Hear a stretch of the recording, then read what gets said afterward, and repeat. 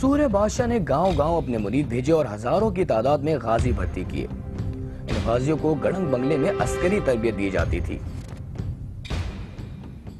सूर्य बादशाह का मकसद ये था कि हुर्रों को इतनी मुनज्जम और ताकतवर फौज बना दिया जाए कि अंग्रेज सरकार मफलूज होकर रह जाए।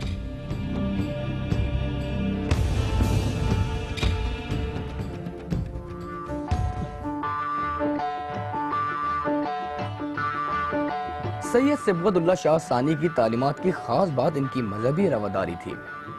उनका हुक्म था कि मुसलमान और हिंदू आपस में इत्तफाक से रहें।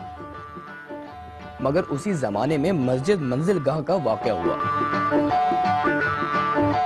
सखर में ये जो मस्जिद थी वहाँ उसके आसपास हिंदुओं की प्रॉपर्टीज़ थी और उसी को बुनियाद बनाकर ये कहा गया कि कोई झगड़े फसाद की कोई चीज़ हो जाए।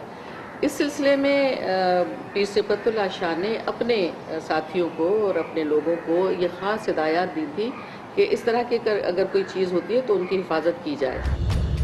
उस दौर में अंग्रेज हुकूमत का वतीरा था कि सिंध में होने वाले हर फितना और फसाद का जिम्मेदार हुर्रों को ठहराया जाता।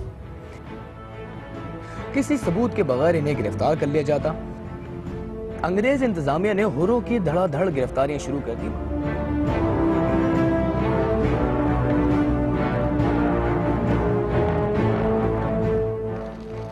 मगर आजादी की आग भड़क उठी थी।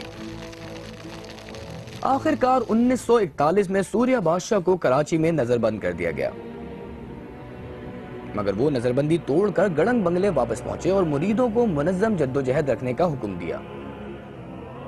सूर्य बादशाह पर बगावत का मुकदमा कायम कर दिया गया। कायदे आजम को उनका वकील मुकर्रर किया गया, मगर वो इस मुकदमे की पैरवी ना कर सके। कायदे आजम वकील थे पीर साहब के। बिलाखिर कायदे आजम ने कह दिया फकीरों को, पीर साहब के मुरीदों को ऐसे आदाब से फकीर कहा जाता है कि हम देखते हैं कि वो किसी ने पीर साहब को सजा देंगे, इस वजह से मैं विद्रा कर रहा हूँ। इसी दौरान गड़ंग बंगले का मुहासरा करके इस पर बम बरसाए गए। पीर गोट में पीर साहब की हवेली और गांव बर्बाद कर दिए गए।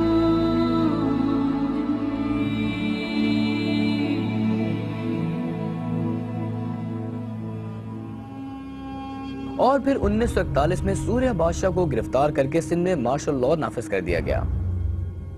मार्शल लॉ डिक्लेयर होने से पहले एक सीक्रेट सेशन में हुर एक्ट पास हुआ।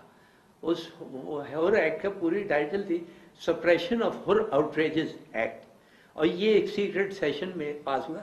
इस एक्ट की खासियत थी कि हुर होना ही एक क्रिमिनल ऑफेंस था। 1941 में मार्शल लॉ भी इसलिए लगा था कि अंग्रेज फुली रियलाइज कि जो हुर लोग हैं, इनके जो फॉलोअर हैं, वो तो उनको we will not be able to handle them.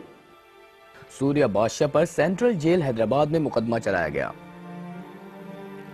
हुकूमत ने इन्हें कई बार पैगाम भेजा कि वो माफी मांग ले तो फांसी की सजा से बच सकते हैं, मगर पीर साहब